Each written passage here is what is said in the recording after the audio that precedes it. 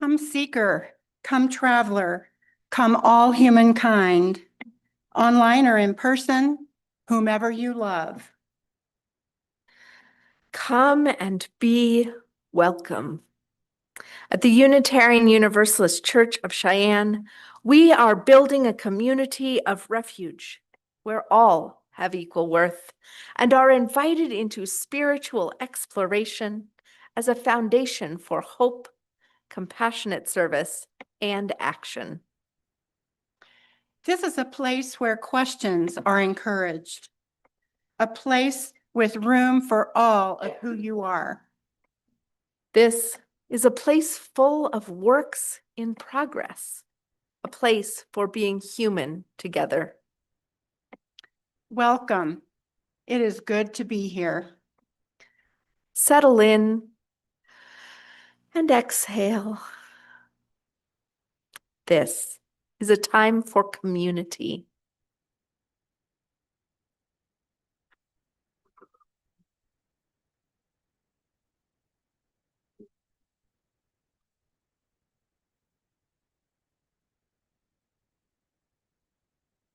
Hi, I'm Heather Allen. I'm a member of the COSM team. I'm here to welcome you to this church where we are on a shared journey to find meaning, connection, and community together. If you are new to us, please fill out a welcome card and drop it in the offering basket so we can share information about our activities and find what nourishes your spirit here. There are also note cards in the pew in front of you for writing your joys and sorrows for pastoral prayer. We will pass a square basket during the offering to gather these. You can write your name or remain anonymous. You can also write "do not share" on the card if that's something you want held in care by Rev and your pastoral care team, but not spoken aloud. There are many activities and events happening each week in the community, and here's a few coming up. Right after service, we do have Emily Smith selling raffle tickets for the service auction. For the wreath for the service auction. It's real pretty. It's real gorgeous. But you can go ahead and talk to her, and she can also fill you in about anything having to do with service auction. There's also going to be sign-up sheets for the food and donation sheets as well, and we can discuss all that as well.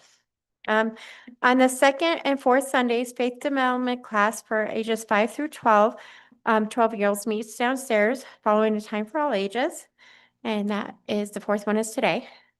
The fourth Sunday is today. Next Sunday is our first Sunday potluck, first of the month Sunday potluck. Ring in the month of courage with tasty food. Bring your favorite treats, but most of all, bring yourself.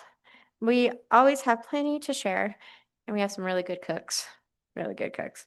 And the company always makes it all better. Also, don't forget, here's a sign-up sheet. If I would have read, maybe I would have been paying attention. We do have the sign-up sheet for the service auction. The service auction is on March 7th, and we are looking for donations. We would like themed baskets, events like dinner and drinks, guided hiking, lessons of some sort, a bonfire, anything else fun. You can do services, which is babysitting, helping move, a deep house cleaning, homemade items like baked goods, jars, baked goods, jams, arts, and any homemade item, and something you truly feel is of value that you know your friends at the UUCC will want.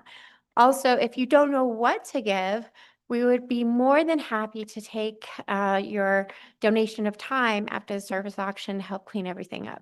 So we would love to have some volunteers for that.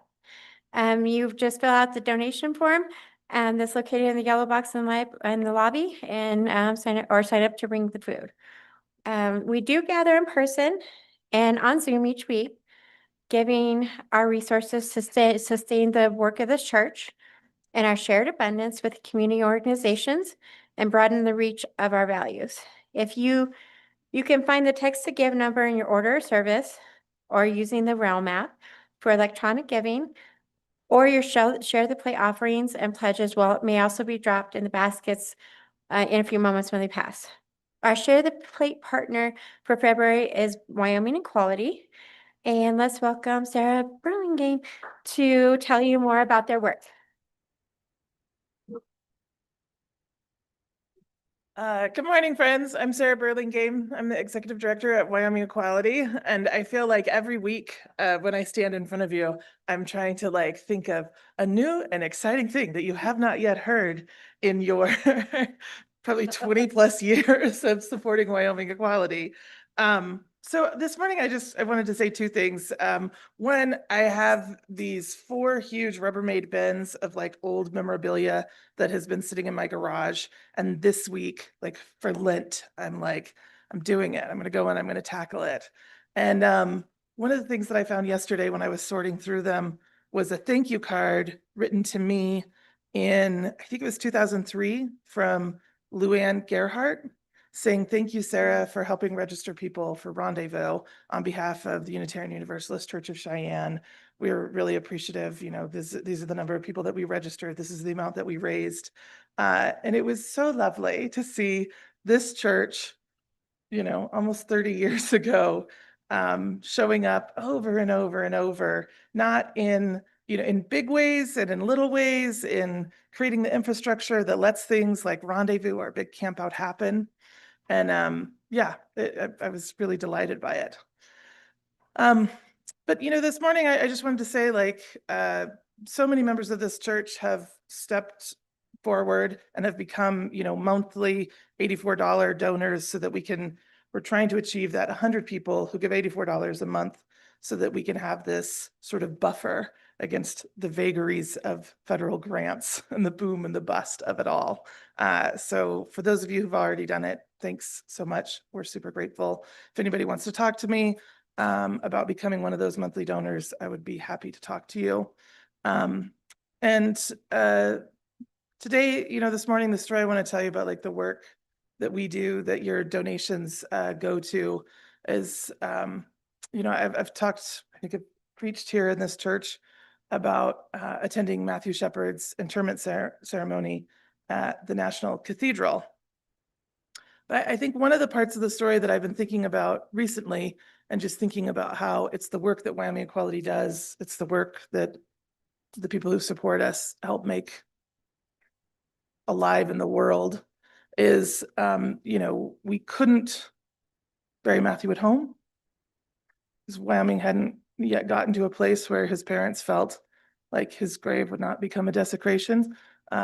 Gene Robinson offered, the National Cathedral. That was a really beautiful and meaningful gift to his parents, Dennis and Judy. And, it was a good thing to do. And I really felt this loss, right? That Wyoming had not become a place where he could be. And I knew that I could travel there, but I wanted everybody from Wyoming to come with me, and we couldn't do that. And so I think I told you, we dug up some dirt from my garden and brought the dirt and buried the dirt beneath the oak there at the National Cathedral. But we also brought a shawl that the Wyoming Art Party created for me, and it was a silk shawl, and they took, these gold pens and made these gold angel wings on it. And each wing had hundreds and hundreds of feathers on it. And then we asked everybody, tell us your name, tell us what town you're from. And the good artist with a good handwriting, not this girl, will write your name and the town that you come from on those wings. And I think, I brought that here, and I think everybody here saw it. But, the part of the story that I've been thinking about so much recently was just how surprised Dennis Shepard was. And he said, I didn't know that many people in Wyoming, would care. And I thought that was so shocking. I thought he knew, of course we do. Of course we do. Of course, everyone wants, their name. Of course, everyone wants to recognize this thing that's happened.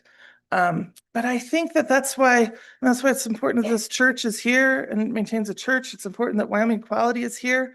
It's so unsexy. It's so hard to fundraise around infrastructure. Like, it's not like the big thing, but just existing and being a place where we can collect those stories and where we can lift them up, where we can make sure that people know that like queer lives matter, have joy, have meaning, have specificity to this place, this queer community and in this rectangular little shape of a state. I think that that's the work that Wyoming Equality does, making sure that we do lift those stories up, that people do know that it matters, and being a place that can help give voice to it. So that's the work that we do. That's the work that you help us do. We absolutely couldn't do it without you. So thank you for making us your Share the Plate partner, and have a talk with me if you'd like to be a monthly donor. We'd be very grateful.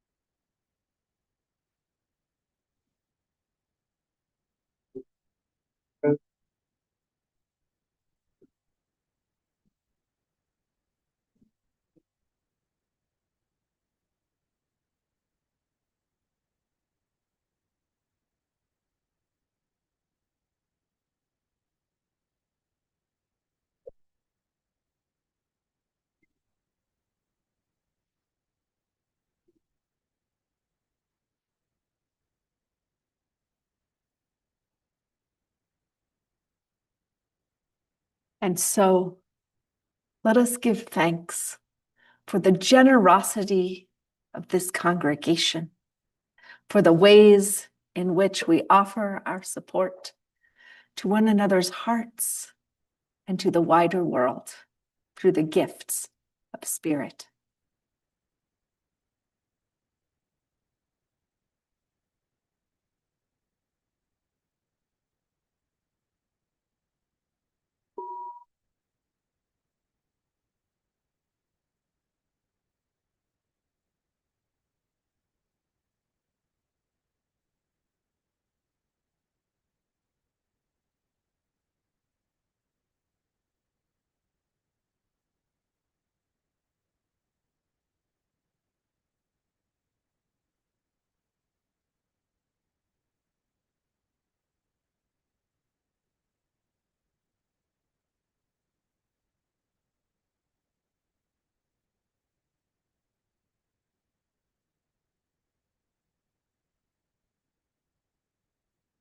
I, you, us, them, those people. Wouldn't it be lovely if one could live in a constant state of we? Some of the most commonplace words can be some of the biggest dividers. They. What if there was no they? What if there was only us? If words could be seen as they floated out of our mouths, would we feel no shame as they passed beyond our lips? If we were to string our words on a communal clothesline, would we feel proud as our thoughts flapped in the breeze? Today we gather to worship as one community. Today, we gather to be with one another, to share our words, to make them sacred. And so for our opening hymn, I'll invite you to take your gray hymnals and rise in body or in spirit as we join in singing number 134, Our World is One World. If you'd like to share in the leadership of this hymn, please feel welcome to join Carol on the chancel.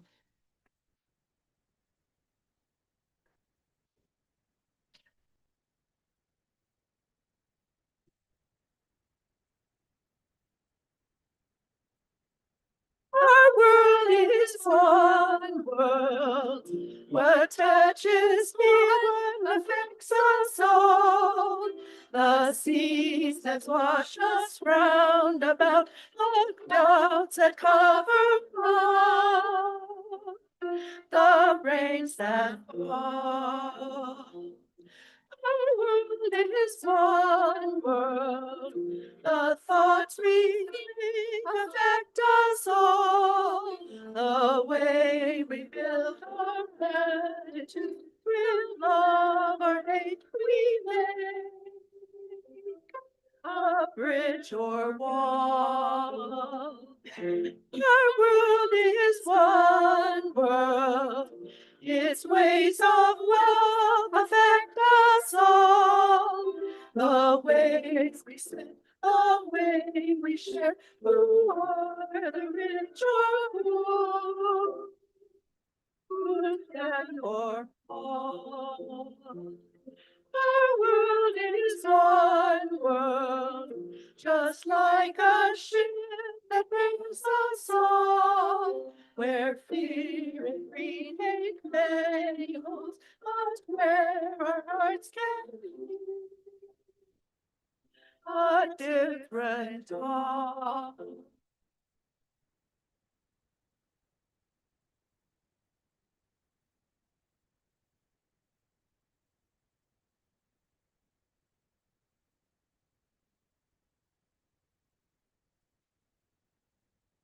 William Blake once wrote, "To see a world in a grain of sand and a heaven in a wildflower, hold infinity in the palm of your hand and eternity in an hour."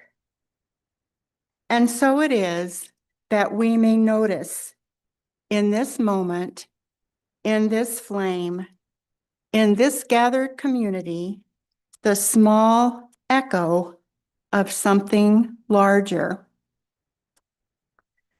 of the infinite, the divine, the human community of this world, all gathered together as one, even when we are few.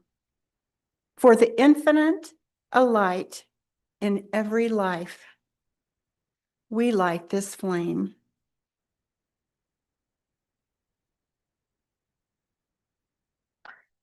And now we turn to our time for pastoral prayer. Take a breath and let it go. Take another breath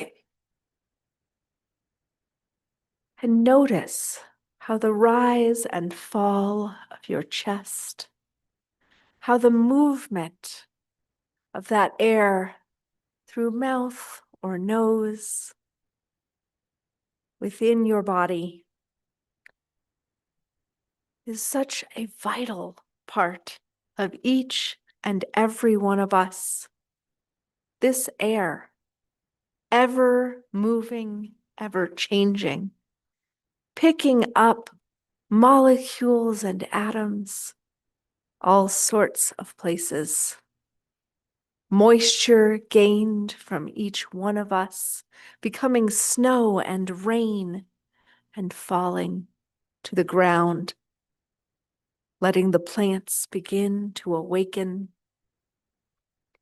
We are all connected. We have all been oceans and stars. We will all become land and sea once more, a part of all in the cycle of life. And so it is this day and every Sunday that we gather together to support one another, to acknowledge that interdependence that is so large and so intimate. We give each other comfort in hard times. We offer amplification and celebration of what is joyful. We dwell together in the wonder and the mystery of this magnificent, ever-changing life. Today, Meg Varhalmi lets us know that it is Joanna's 19th birthday. They're celebrating with a tiramisu. And we offer our joy to this small celebration, so large in her family's eyes. We offer our gratitude for all those who have been at the legislature in the last week or two, those who are offering their thoughts, their hearts, all that is meaningful to them as part of a larger commitment to uplift this state, its people, its natural being. We hope for responsible and respectful conversation. We hope that our lawmakers notice that they are a part of something that is so needful, that they offer their generosity of heart, that they offer the responsibility of their being to this work. Here, we also offer our gratitude for all those who came to Legal Observer training yesterday with the ACLU in this space. We offer our gratitude for the students last week who walked out of classes, who took time to be in solidarity with their classmates, to say no one is illegal. We are all a part of each other. We offer our thanks for the rallies from Better Wyoming, from Wyoming Equality, and from Pro-Choice Wyoming, so many people making sure to gather to remind us that when lawmaking is happening, it is not about words and documents on paper, but about people and their needs and their ability to live good lives. And even beyond our legislature or our people or our human communities, we also give thanks for the changing weather, the snow and the sun, the dry and the damp, for all that makes this world that is ever turning. Let us give thanks, for it reminds us that we are not alone, nor ultimately in control, that we are all a part of something greater ever turning. And so let us give thanks and hold room in our hearts for joys unshared and sorrows too tender to speak aloud, as we light our candles for the individual, for community, and for the world.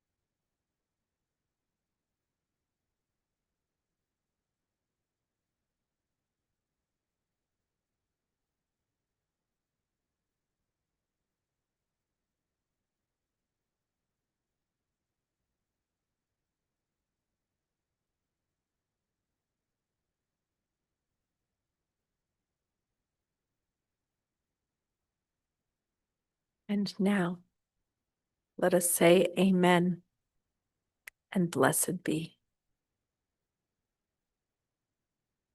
So if the young or the young at heart would like to join us on the chancel at this time, we invite you to share in the leadership of speaking our covenant together before our time for all ages. Hey, good to see you this week. All right. We've got Addie here as one of our young at heart, as well as Heather and John. Oh, and some of our young folks. Awesome. All right. And for those of you who like to read along, the words to our covenant may be found on the inside cover of your order of worship as we begin together, saying, love is the spirit of this church and service its cause. This is our covenant, to dwell together in peace, to speak truth, and to help others. I'm glad you're here today. Oh, that's important. Gonna pass a quick message and then we'll turn to our time for all ages. For once upon a time, there was a little girl who was the queen of an island. And one day, an advisor said to her, I have an important message, Your Majesty. The people on this island are good and wonderful people, but I fear we must beware of the people on the next island. They are our enemies. Our enemies, responded the queen. Oh, how terrible. Yes, it is terrible, said the advisor, for our little island will never be safe while we have enemies. We must find a way to get rid of our enemies. The queen pondered, then said, you are right. So do you have any ideas? I do indeed, said the advisor. We can take our army and put it on a ship. We'll sail to the other island, and then our army can march on shore and destroy the enemy. The queen furrowed her brow, for she was not so sure this was a good idea. Thank you for sharing your thoughts, said the queen, but I need some more time to think about it all. Could you come back tomorrow? Yes, Your Majesty, said the advisor, and bowed and left the room. And so, the next day, when the advisor came back to talk to the queen, he was shocked to find her having tea with the queen of the next island. The advisor turned red with anger. How can you sit there, he shouted, and drink tea with that person? She is our enemy, and we must get rid of our enemies. But the queen looked at the advisor with eyes that were calm and steady. You have been a good advisor, she said, and you were right. We do have to get rid of our enemies. You would have me destroy my enemies by conquering them with an army.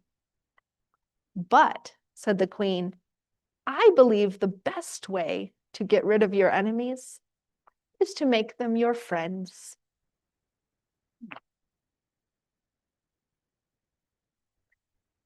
And so we end our story. And maybe we take a moment to pause and think, how many of us may have had someone, perhaps an enemy, perhaps just someone you didn't know or didn't understand? Maybe you got suspicious, but maybe Maybe you chose to sit down and have a warm beverage and learn something about that person. Would you rather have enemies or friends?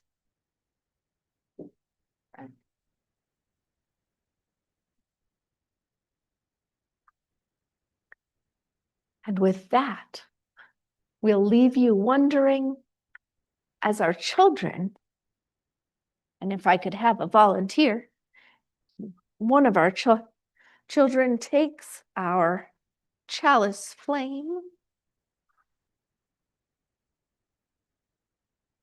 downstairs and we sing them out with our song. Children, remember as you go the lessons we have learned together, to seek the light of truth, to tend the fire of caring, always returning to the warmth of this community. Thank you. To our children, our young, and our young at heart, for all remind us that learning, pondering, being together in that wondering is a part of the sacred. And now, our core reading from Martin Buber.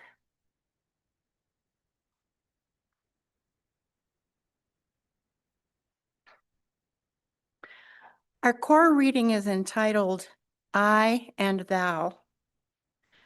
The world is twofold for man in accordance with his twofold attitude. The attitude of man is twofold in accordance with the two basic words he can speak. The basic words are not single words, but word pairs. Our basic word, one basic word, is the word pair I, you. The other basic word is the word pair I, it. But this basic word is not changed when he or she takes the place of it. Thus, the I of man is also twofold. For the I of the basic word I, you is different from that in the basic word I, it. Basic words do not state something that might exist outside them. By being spoken, they establish a mode of existence. Basic words are spoken with one's being. When one says you, the I of the word pair, I, you, is said too. When one says it, the I of the word pair, I, it, is said too. The basic word, I, you, can only be spoken with one's whole being. The basic word, I, it, can never be spoken with one's whole being.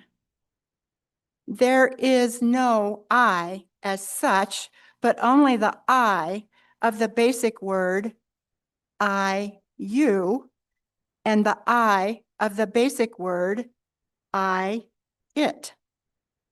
When a man says I, he means one or the other.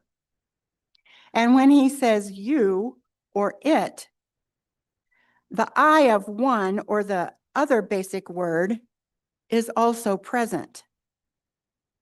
Being I and saying I are the same. Saying I and saying one of the two basic words are the same. Whoever speaks one of the basic words enters the word and stands in it. The life of a human being does not exist merely in the sphere of goal-directed verbs. It does not consist merely of activities that have something for their object. I perceive something. I feel something. I imagine something. I want something. I sense something. I think something. The life of a human being does not consist merely of all this and its like. All this and its like is the basis of the realm of it. But the realm of you has another basis. Whoever says you does not have something for his object. For wherever there is something, there is also another something. Every it borders on other its. It is only by virtue of bordering on others, but where you is said there, where you is said there is no something. You has no borders. Whoever says you does not have something, he has nothing, but he stands in relation.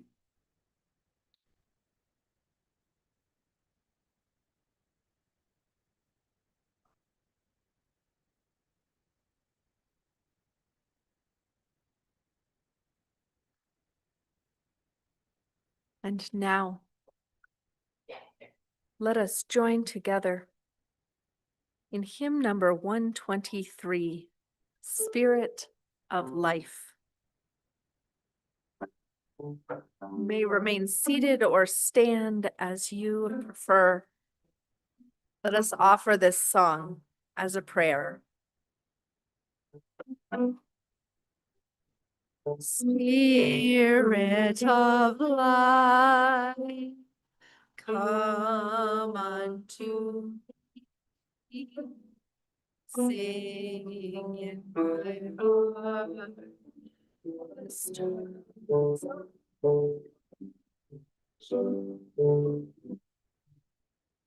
how will rise in me in the hand, giving life a shape of justice. Hold me close, please set me free. Spirit of life, come to me, come to me.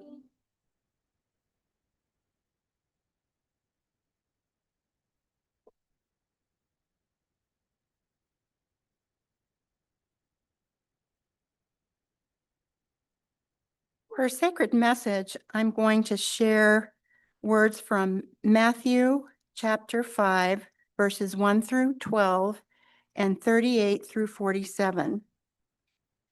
Now when Jesus saw the crowds, he went up on a mountainside and sat down.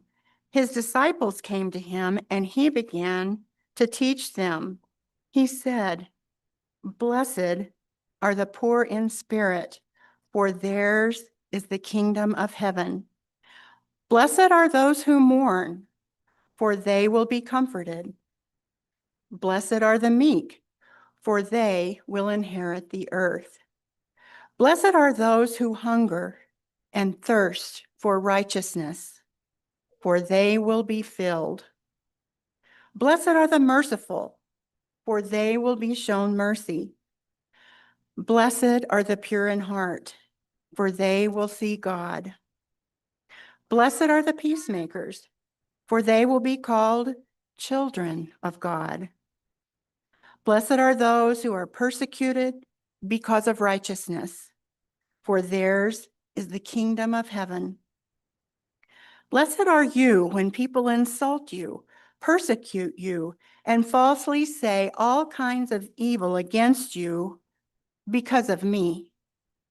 Rejoice and be glad, because great is your reward in heaven.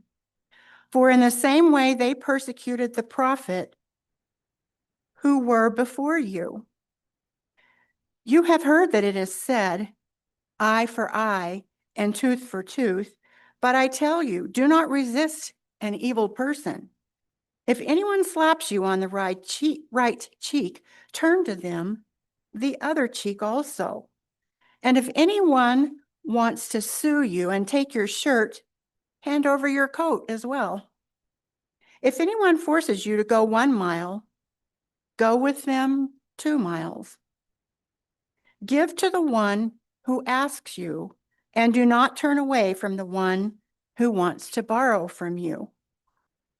You have heard that it is said, love your neighbor and hate your enemy. But I tell you, love your enemies and pray for those who persecute you, that you may be children of your Father in heaven. He causes his sun to rise on the evil and the good, and sends rain on the righteous and the unrighteous. If you love those who love you, what reward will you get? Are not even the tax collectors doing that? And if you greet only your own people, what are you doing more than others? Do not even pagans do that?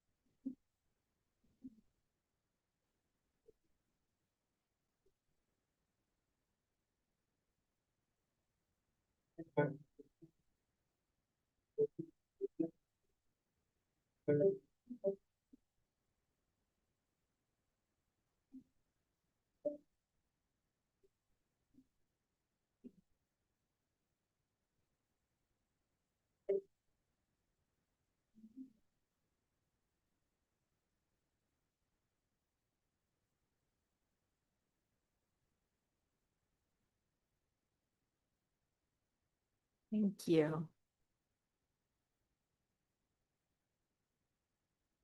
Thank you for that piece of beauty. So today, we speak of us and them, of I and thou and it. And it is theology, not simply a grammar lesson. It is easy to think of this as philosophy somewhere out there, someone playing around with words. But the I-thou relationship, I and you as sacred human equally in relationship. This is the foundation of this shared faith. We are a people bound together, as Martin Buber said in his most often quoted line, we are a promise-making, promise-breaking, and promise-renewing people. We are a people of covenant. When Buber is speaking of this difference between the I, thou, and the I, it, he's speaking to the difference between being subjects in our own lives who relate to other people, other things around us as objects upon which we can act.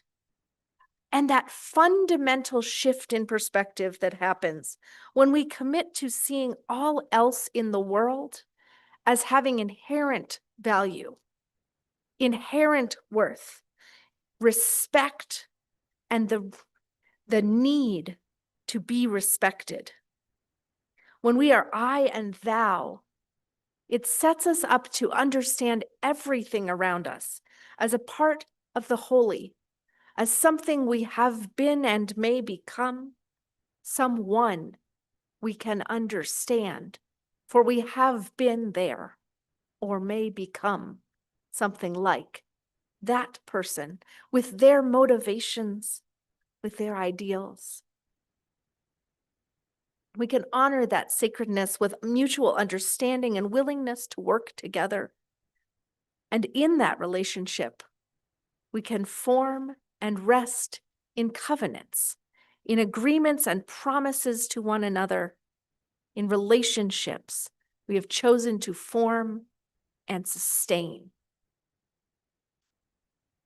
The process theologians, which Buber was working with, are people who came through World War II with a deep need to understand the divine, to understand creation, to understand humanity that was capable of such destruction.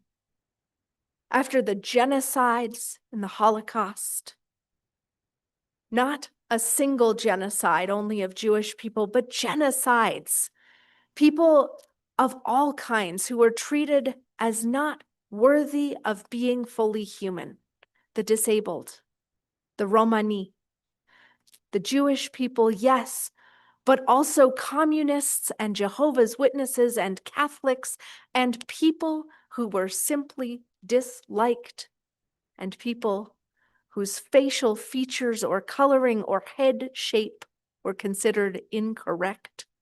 For oh, so many reasons and no reason at all, people could be placed in camps, sort of like today.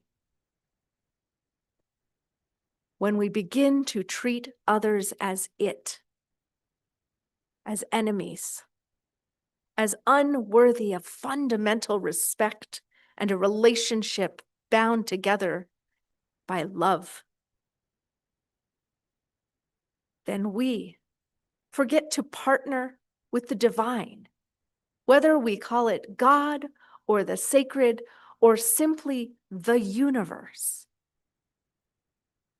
When we are not centered in love, when we are not seeing all else as divine, we have lost the ability to partner with the divine, to become a part of the holy that creates human, plant, and animal communities that are all bound up in one another. In the natural world, Robin Wall Kimmerer, in her book Braiding Sweetgrass, writes of the relationships formed similarly through the Anishinaabe people's forms. Their references to the natural world with animal and plant beings and even natural phenomena is as verbs in action. And so one exists in the formation and sustaining of self. To be a person is as active and no more so than to be a bay, to be a mountain, to be a rabbit, or to be any other form of life and being.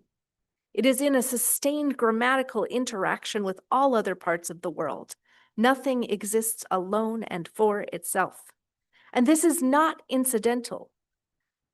Who one is, how one acts, how we form relationships and make promises for mutual benefit change when one does not hunt a deer as an object, but is being a hunter in relationship with one who is also being a deer. I and thou, we must work together on this land which is being a habitat for the both of us. We set up responsibility to one another. The Anishinaabe, through their language itself, to remind us that we are all in the process of creating what is together. That appreciation, that care for the world is what enables us to make our most responsible choices for interdependence, for pluralism, for love.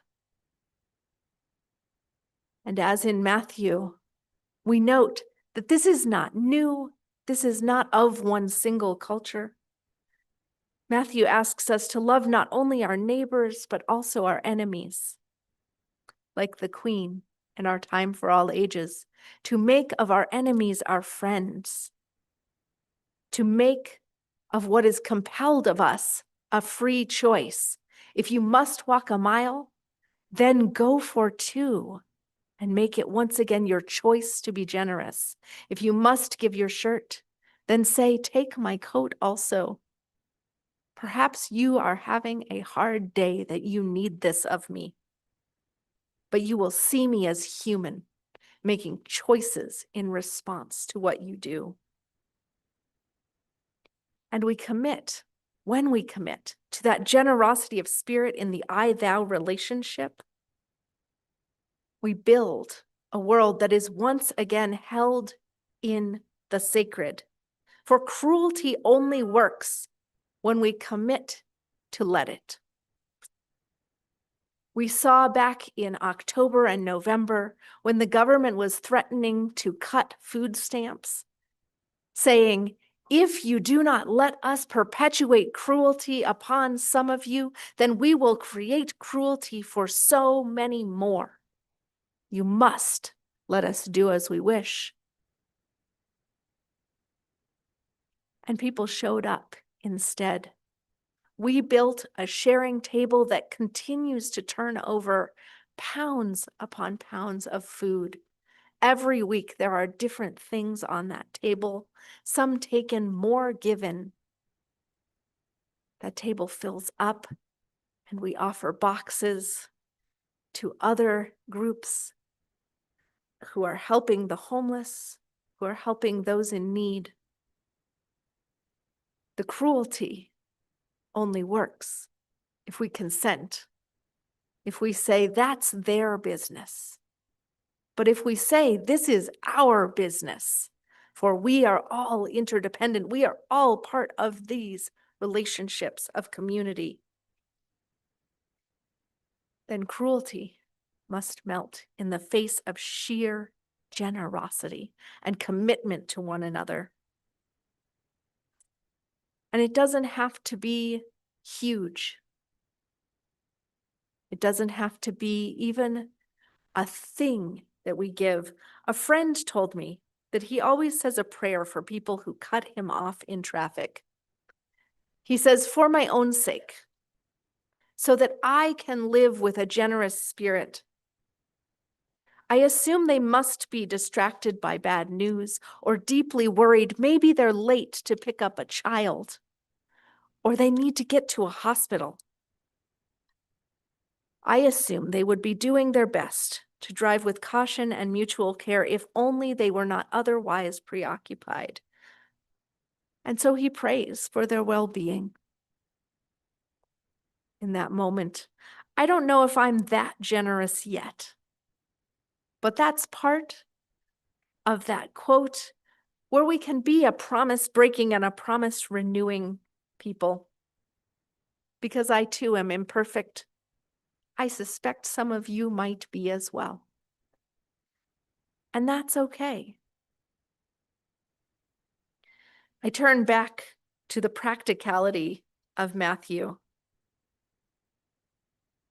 Matthew says in between those pieces we quoted as well that Jesus taught, if one is at the temple to give offerings, but in the process of going up to give your offering, remembers that you have not forgiven someone with whom you are in disagreement, or where you need to seek forgiveness, to leave the temple and go to offer amends before returning. And this is not because the holy is unimportant, but because every little piece of the holy counts. And we, the people, not just in this room, we, the people of this nation, of this world, are all tiny sparks of the divine. And so it is that in offering amends to any person, we are also offering repair for the broken world, tikkun olam, in the Jewish tradition. We are binding up the world, the whole of it, in every small spark that we offer kindness. God was first above all else, and yet to leave the temple and speak to a friend or neighbor with whom you have had a falling out is equally a part of worship and of upholding relationship and care in our hearts.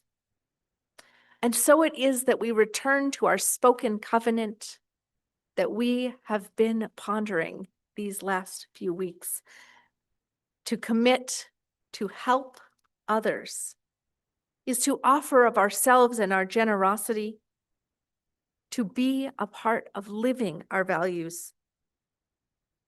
In a Unitarian Universalist church, we are never saved by what we believe or the words we speak. We are never saved in the sense of becoming helpless and surrendering our lives and our thoughts to something outside of ourselves. But we are a part of salvation in the sense of devoting our lives to a greater something that we create together. In the sense of centering love, of understanding the sacred, filtered through all the messy parts of a larger human community. We are saved, and we save one another every time we show up and celebrate. Every time we are, in the words of Annie Dillard, part of noticing all that is, so that creation need not play to an empty house. And so let us be saved and saviors. And hi. Hello. Let us offer in love, as the young are so good at doing. Offer in love all that we can to friends and to enemies. To sit down for tea with those who would be called our enemies and see if they might not be friends. Offer to those far from us, those deeply unlike ourselves. Let us remember to treat them as part of the holy, for we too are sacred. And so each and every day, remembering that we are blessed, let us be a blessing and recommit each time we forget to upholding our promises in that week, in that day, in that hour of eternity, in the minute yet to come, to be once more aware of our part in the sacred, in creation. For there is nothing that has not once been and will not once more become ourselves, and we a part of it, thou. It is thou, and thou art it forevermore. Never let us forget.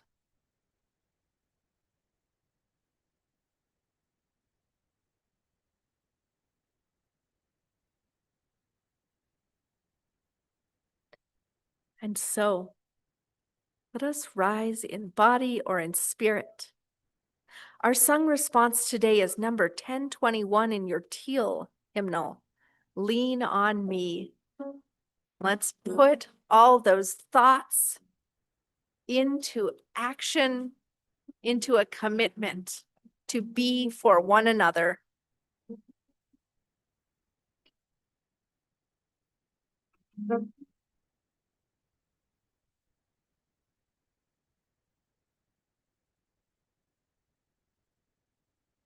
Sometimes in our lives, we all have pain. We all have sorrow. But if we are wise, we know that there's always tomorrow. Lean on me when you're not strong, and I'll be your friend. I'll help you carry on, for it won't be long, but I'm gonna need somebody to lean on. Just please swallow your pride. If I have things you need to borrow, for no one can fill those of your needs that you won't let show. Lean on me when you're not strong, and I'll be your friend. I'll help you carry on, for it won't be long till I'm gonna need somebody to lean on. If there is a load that you have to bear, that you can't carry, I'm right up the road, and I'll share your load. If you just call me, lean on me when you're not strong, and I'll be your friend. I'll help you carry on, for it won't be long till I'm gonna need somebody to lean on. Just call on me, brother, when you need a hand. We all need somebody to lean on. I just might have a problem that you'd understand. We all need somebody to lean on. When not strong.